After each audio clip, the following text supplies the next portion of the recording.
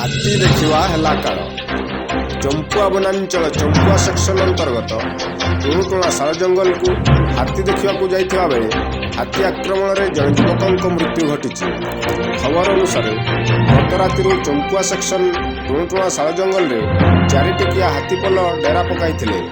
ହାତୀ ଦଳରେ ଗୋଟେ ଦନ୍ତା, 2ଟି ମାଇ ଓ ଗୋଟିଏ ଛୁଆ ହାତୀ ରହିଥିବା ଜଣାପଡ଼ିଛି। ଆଜି ଅପରାହ୍ନରେ ବଡ଼ନଈ ଗ୍ରାମର ଭୁଜବଳ କାରୁଆଙ୍କ ପୁଅ କରନ୍ କାଳୁଆ ସରେସ୍ଥିତ ପିଉସୀ ଘରକୁ ବୁଲି ଯାଉଛି କହି ସାଙ୍ଗମାନଙ୍କ ସହିତ ହାତୀ ଦେଖିବାକୁ ଯାଇଥିଲେ। ବନ କର୍ମଚାରୀଙ୍କ ବାରଣ ସତ୍ତ୍ୱେ ସ୍ଥାନୀୟ ଲୋକେ ହାତୀ ଦେଖିବାକୁ ଜଙ୍ଗଲକୁ ଯାଇଥିଲେ। ତେବେ ହାତୀ ଦଳରେ ଏକ ଛୁଆ ହାତୀ ଥିବାରୁ ଲୋକମାନଙ୍କ ଉପସ୍ଥିତିରେ ହାତୀପଲ ଉତ୍ତ୍ୟକ୍ତ ହୋଇପଡ଼ିଥିଲେ।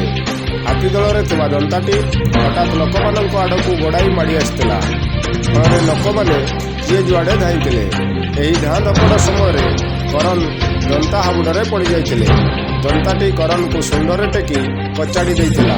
ବନ ବିଭାଗ କର୍ମଚାରୀ ଘଟଣାସ୍ଥଳରୁ କରନ୍କୁ ମନୁଷ୍ୟ ଅବସ୍ଥାରେ ଉଦ୍ଧାର କରି ଚମ୍ପୁଆ ଉପଖଣ୍ଡ ଚିକିତ୍ସାଳୟକୁ ଆଣିଥିଲେ। ତେବେ ଡାକ୍ତରଖାନାରେ କରନ୍ଙ୍କ ମୃତ୍ୟୁ ଘଟିଥିଲା।